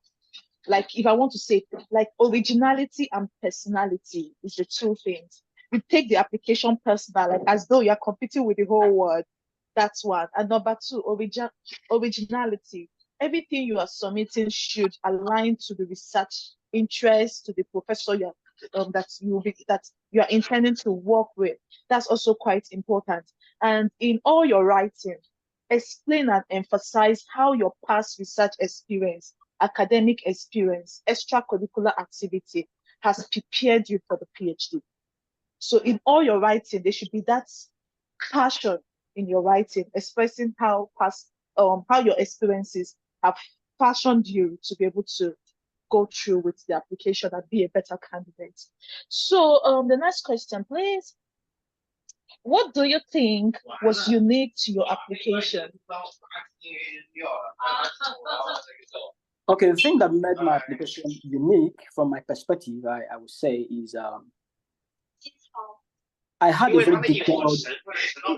very detailed proposal, and I need to emphasize this. I had a very detailed and extensive proposal. In fact, my proposal was very detailed. That when I started my program, it was a kind of, I continued with it.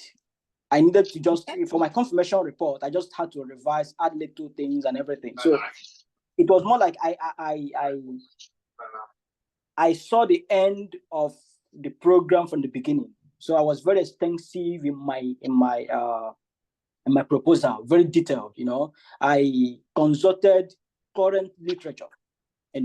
I didn't leave any space or any kind of anything for you to imagine. So I gave the examiners, the committee, and my supervisor what is obtainable in the literature, the gap, and it was very, very extensive. It was extensive that my supervisor at that time, my prospective supervisor at that time, couldn't make any comment, and he said, "We'll leave it until you begin, so I can add anything." So it was quite detailed and extensive. And Another thing is this, I highlighted my non-academic activities, everything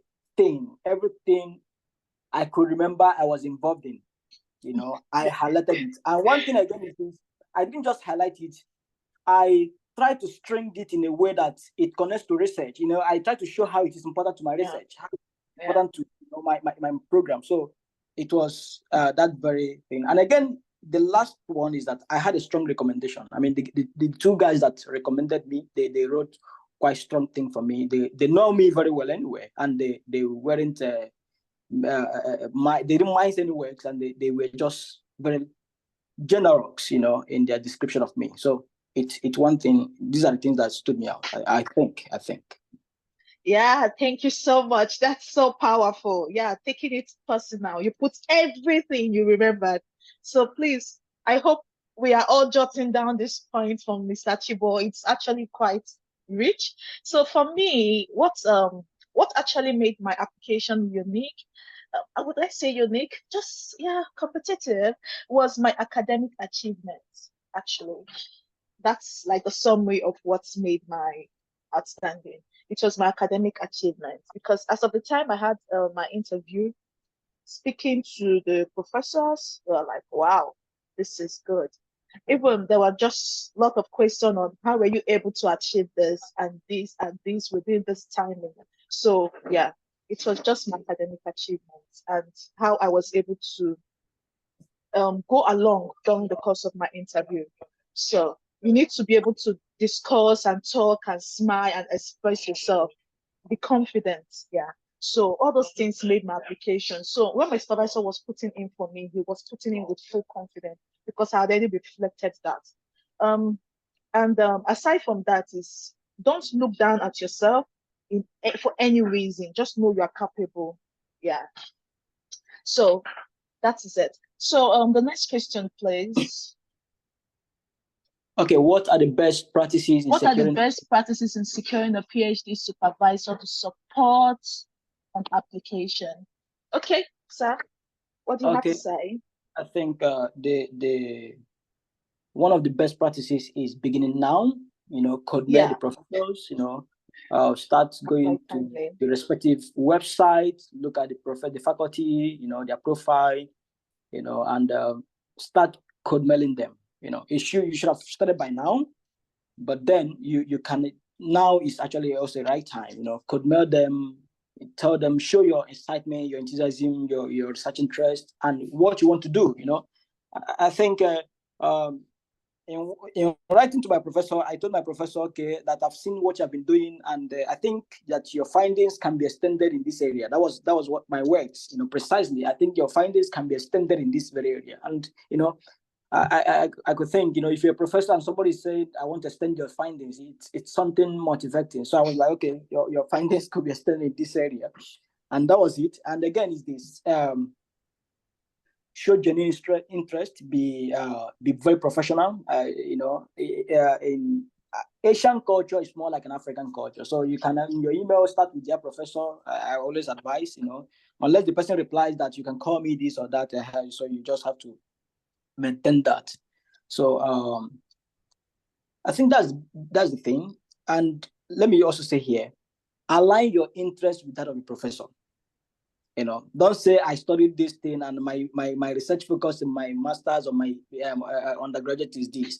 Align your research interest with what the person is doing. You know, everybody wants kind of an addiction, not something that would give him a distraction. You know, just align your research interest, and that is it. Yeah. Thank you so much for that insightful answer. So, in my own case, what I would just say is, for best practice is, you need to identify the research interests of the person you would like to work with. And you need to also check within, what do you have to offer? So if you're able to do this puts you in a right position while writing your essays, while going through the interview, and any other thing that requires you to express yourself. So for me, the most important thing, because for me, schooling in Asia, your supervisor is actually like your number one boss in everything. So you need to know what that person is doing. you need to be able to, everything you are writing should be able to align to the person, to what the person is doing and what you are bringing in. So that would also even make the supervisor like be confident enough to recommend you. Because aside from these professors accepting your emails and telling you, oh yeah, you're good to go, apply, they also need to sit down and write that, oh, I recommend Chigbu calendar. Yeah. So for them to recommend you amongst the persons who will be reaching out to them, then you should be outstanding. Yeah. So I had situation, or like one of the professors who I spoke to, who told me that we're two last persons he was discussing with. He told me at the time he had 49 applicants, like 49 persons reached out to him, and he was conducting interviews to screen us. So, and we're just two of us, myself and another guy. And he called both of us for a Zoom and he chose, yeah. But I still had to choose who I wanted. So that was it. So make your application personal. That's personal. Yeah. So tips for making the PhD interview. Okay. So please, what are the tips? I think number one, be there on time, be there waiting, don't observe Nigerian time. I think I was already logged in waiting, of course they took some minute, I was just waiting, they came in and they saw me there. That's one. And be able to tell or discuss your research interest and proposal, be able to do that very well. And if possible, when it comes to the research proposal, you can kind of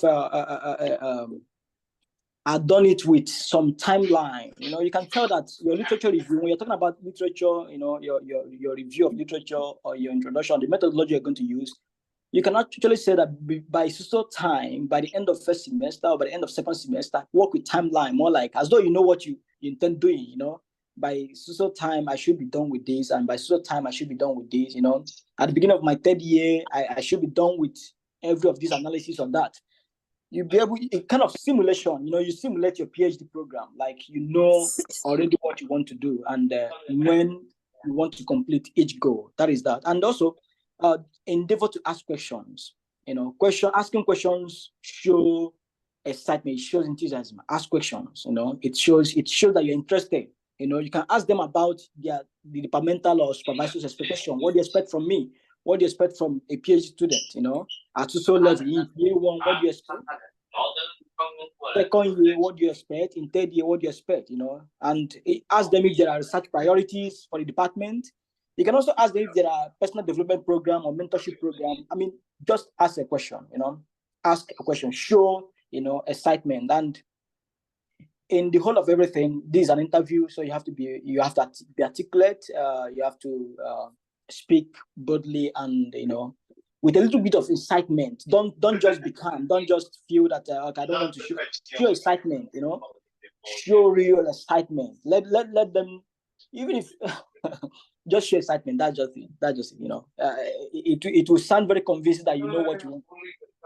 And when you get along the way, if you don't know what you want to do, it's a different topic altogether. But show excitement, and know what you want to do. That's the thing. Know what you want to do. Don't just come on. Know what you. My supervisor was telling me, okay, he said your PhD program is what you'll be doing for 3 years. So if at the beginning you don't show excitement, when are you going to show excitement? You have to show excitement from the beginning. Whether you like it, show excitement. This is what you'll be spending the rest of your life in 4 years and even maybe beyond.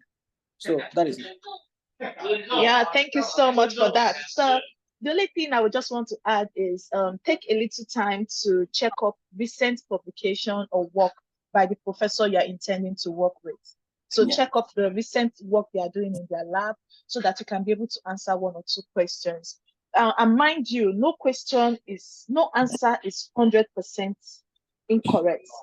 So what really matters when it comes to interview, they're not checking how much of maybe books you have crammed to come and pour for them. No, they are looking at your behavior, your confidence, how you are able to, your creative thinking, how you are able to come up with dialogue, how you are able to engage with them.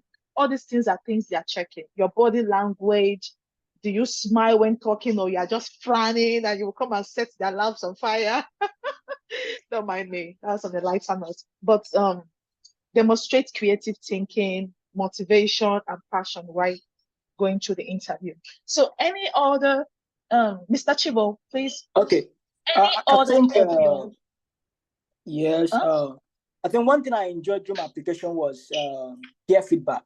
Peer feedback, like Okay. peer feedback. You know, I was now and then I was always going to my peer who already is in the program and asking every bit of question. And well, if you're lucky to have such a person, who will really attend to you, that's quite great. Peer feedback, in every step of the way, so that you don't maybe make any mistake. That is one thing. Peer feedback is one thing I enjoyed so much. And also I attended webinars organized by the department. Yeah, webinars organized by the department. So it also helped and gave me more insight. So I think that is. Yeah. Thank you so much for that. So in my own case, in my own experience, what I would just say is keep in touch with the professor. In this place is really easy. Just email the professor. Oh, professor, this. They would reply you. My own professor is so good that he replies email in less than 2 minutes. It's like as though he's waiting for you to send it. So he replies so quick. And I really love it about him. I really do love it about him. So he made my process a little bit easy. Something I would have gone to browse online. Let me just ask professor. Okay, how can I do this? And then he replies me, okay, do this. And sometimes if he does not know how to go about it, he can just link you up with maybe a secretary or so. So that actually made my experience kind of nice. So if you, during the course of interview, they discuss with you, there's this kind of connection. For me, I think there's this kind of connection you already build with them because they have seen your face, you've heard you speak. So it's easy for you to email them and ask questions. And if you are dealing with a very cool person, the person should be able to answer you. So that's actually one of the experience I had. And another one in support to what Mr. Chigbu said was reaching out to people who are already in the program. I could remember reaching out to like a lot of scholars. I reached out to Mr. Sopero. He's my very good friend. I also spoke to Mr. Abd'Gafar, which was one of the speakers today. Like, so reach out to people, ask questions, email them. You don't necessarily have to be their friends. Just email and they'll be able to answer. Go straight to the point. Don't say a lot of, don't tell them about your history, your family problem before asking your question. Just a soft greeting and then straight to your question. Yeah, all those things made my experience kind of nice while applying. So what is your advice to Hong Kong PhD applicants? Start early. Do you have any advice? Okay. Start early. Start early, start early and now who no finish in application lose. If you no finish application, now you lose. You won't be admitted. So you have to start early, complete the application. Start early, complete the application. Start early, complete the application. And again, I want to mention this. I think it has been said, a lot of things have been said about the scholarship. There's also another scholarship which I don't think we Nigerians do benefit from it. I don't know, a lot of Nigerians anyway. Apart from the HKPFS, the studentship, you can also benefit from Belt and Road. It is one good scholarship that will pay your tuition fee. You don't have to pay any tuition fee.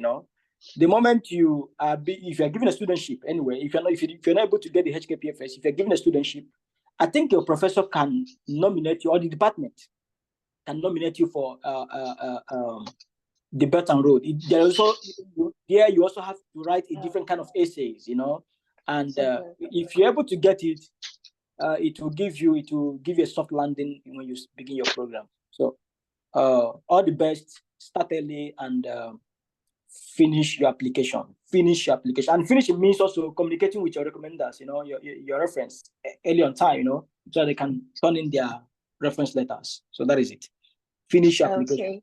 Yeah. Thank you so much for the wonderful answer. So basically in my case, what I would just say is do well to check your emails, do well to check the school website for possible updates, do well to check the departmental website for possible updates as well. Do well to keep in touch with persons who you already know are in the program in order to get advice from them on the timing because basically based on our experience, there are possible timing that feedback, list of applicants, list of these should be out or are expected to be out. So things like that. And aside from that, ultimately, I would say please walk and pray. Pray. Very important. Walk and pray. Don't do any of them more than the other. Walk and pray. So believe you can do it and walk towards your belief. That is Linda for you. Thank you. Thank you. Thank you for your time. Thank you so much, Mr. Chigbu, for your time and great contribution. Yeah. Thank you so much for sharing your thoughts and the pieces of advice. So the next 3 or 5 minutes, we will answer the questions in the chat box related to this sharing session.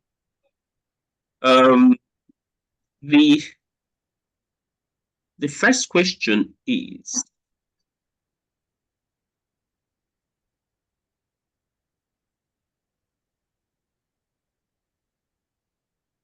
what are the materials that make you write so intensively? Is this just your natural ability? That's to Mr. Chigbu. Well, I think, when, of course, I was in Nigeria. And, when you're in Nigeria, you have limited access to materials. That's one thing. And what I did, there was a very useful website. I can, this it's a very bad website. Let me just have to, for the sake of ethics, there's this website, Science Hub. It was very useful.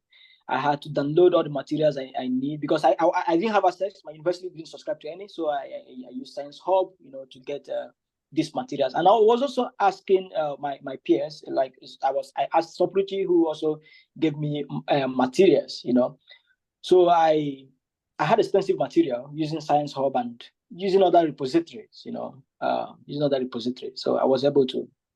And importantly, my professor was also very helpful, because some of her works, and I wrote to her, so I need access to these very works, and she sent me copies of those works, and that was it. So it's not. I think writing extensively or detailedly is not a natural ability. It's a hard work. So it was just it's hard work. So that is it. Okay, thank you so much. What is the percentage of admitting a second-class upper applicant?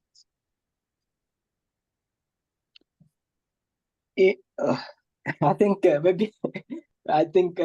maybe first-class students wouldn't know this percentage. I think, like I said, I didn't make a first class. It was a 2-1, a strong 2-1, like they mentioned it. But then, one thing I will always tell you is this: you have to point out in your application that your CGPA is not a true reflection of your ability. If it's a true reflection of your ability, you just have to leave this part. But if it is not a true reflection of your ability, you have to point it out that it is not a true reflection of your ability.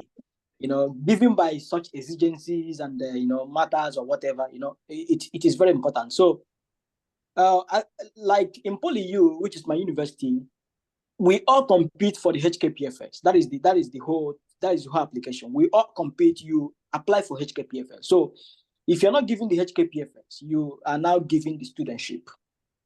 You get it. You're not giving the studentship. And as long as you are invited, if you are invited for interview, just be lucky. Just do your due diligence to be invited for the interview. It is one thing. If you're invited for the interview, it is a good start. You can land yourself in the HKPFS. You can land yourself in the presidential, and you can land yourself in the studentship. So largely a crop of guys, most people with 2-1, will also see the same studentship, because the fact is that the HKPFS has a bias for your first degree. They have strong bias for your first degree. Your first degree must, they always highlight hinting on first class. So whether you have any other thing, they will want that first class. But just give it a shot.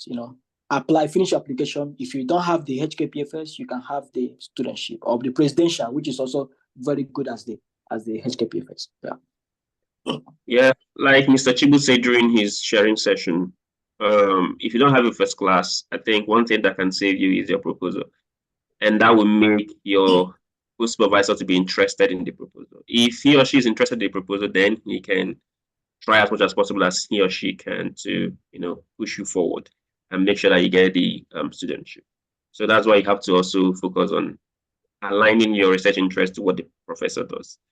Must I submit my application before my recommender can get a recommendation email? Or once I submitted their names, the link will be sent to them? I think all in all, everything should get in before December 1st. That's just the thing. Whether you submit before or whatever, all in all, your recommender should turn in their reference letters before December 1st. And like the former speaker mentioned, you have to work hand in hand with your recommenders. It is very important. If you leave them, if you give them a chance, you have a successful application. So work hand in hand with them. Yes, I that's just the thing. Work hand in hand with them. Disturb them if possible, but of course don't disturb them so much. But I kind of good reminders. You should give them good reminders on time. This is the best time. Just after this very meeting could be a best time. Cody, start emailing the professors and also give a little hint to your recommenders so that you don't miss the deadline. Yeah, thank you so much. Most of the times, your recommenders get the email once you submit. And so what you have to do is to try as much as possible to submit at least 1 week before deadline so that you wouldn't have to be on a high jump while praying for your supervisors to submit their recommendation letters. And then the last question, what time should we send cold email to professors, which will not be considered as a disrespectful time and increase the chances of getting prompt reply? Okay, I think emailing, email is kind of an asynchronous communication. It's something somebody works up anytime to meet. So there's no best time to email. Just send your email because we all have different time zones, So your morning could be the night of the Hong Kong professor. So send it at any time, Send your code emails. That's just the thing. There's no best time, I think. Thank you so much. Yes, it's highly recommended that you include an official email of your recommenders. They will trust the report or the referee letter more when it is coming from an official email. So thank you, Mr. Chigbu. Thank you, Mrs. for the sharing session. And thank you, our speakers. So to help us with the concluding remarks, I would invite the Secretary of the Association, Ms. Ifnaya Kaniro. Ms. Ifnaya. Okay. Thank you so much to everybody, to all our speakers. We've had like 2 speakers and then the PhD student that shared their experiences. It's been quite rewarding. We are really grateful that you were able to make it to this event. And to all attendees, we're also grateful to have you on board. At the point, we are up to 71 or 72, so that's quite a high number of attendance compared to what we had last year when we had the maiden event. So we're also grateful to the organizers, that's the Association of Nigerian Scholars in Hong Kong. And this is actually the 2nd edition of this event. Last year was a maiden edition. And what motivated this event was that just we didn't really have much PhD students coming to Hong Kong. So we decided to have this session. So we've been getting a lot of questions regarding master's application. We've made this mainly on PhD because we are having a shortage of PhD students. But we believe that by next year, by then we'll have more and more PhD students coming in. We can extend it to masters. Nevertheless, if you have any question regarding master's admission, please feel free to send us an email. Our email address is displayed on the screen. So we'll be looking forward to receiving your emails. So please be reminded that the application runs from September to December 1. And the December 1, the time here is Hong Kong time. So if you are planning to submit your application like on the very last day, please note that Hong Kong is 7 hours ahead of Nigerian time, 8 hours ahead of Green Meridian time. So you don't miss your submission thinking you're still in time. And we actually advise that you submit earlier because towards the close of the application, you might have some technical glitches that might affect your submission. So if you want to apply, please make sure you apply as early as possible. Very important. And yeah. So actually, the target audience for this program was Nigerians because, like I mentioned, the event was organized by the Association of Nigerian Scholars. So our target was actually Nigerians. Though at a point made it open to everybody. So I believe that everybody here, Nigerians, non-Nigerians, benefited greatly from this very session. Yeah. And we are glad. And I do wish you all the best as you apply. Please, I would advise that you take everything that has been discussed here seriously. It will really help your application. I remember after last year's event, we had like the ones I know already, we have like 3 or 4 new PhD students here. So which I want to believe was they benefited so much from the last year's edition, and that's why they succeeded in the application. So please take everything that's been discussed here seriously. We would be uploading the recorded session to our YouTube page. But if you want to get a personal copy, please send us an email. You can check the email address displayed on the screen. So you send us an email, we'll send you the recorded session, and we'll also send you the slides, the speakers. So please take note of the email address. Finally, we are grateful to all the members of the association who actually gave us the opportunity to serve the association in this capacity. We are so grateful to every member of the Association of Nigerian Scholars in Hong Kong. Thank you so much. And I'll be ending with that on that note. And please, I would enjoy you to switch on your cameras for a very brief photo session. Mr. Sakurichi, please help us in taking the photo. Yeah, sure. So please turn on your camera briefly. You can stop sharing as well. The photo. Oh, okay. Do that. We'll be so glad to welcome you at the Hong Kong International Airport next year. So try as much as possible as we can to apply. And if you have any questions, just send an email to the association. Smile. Thank you for attending. Okay, thank you, everybody. That brings us to the end of the event. We are so grateful. Thank you. Have a very nice afternoon, evening, morning, however you join from. Bye. Bye. Bye. You can end the All the recording. best. All the best with the application.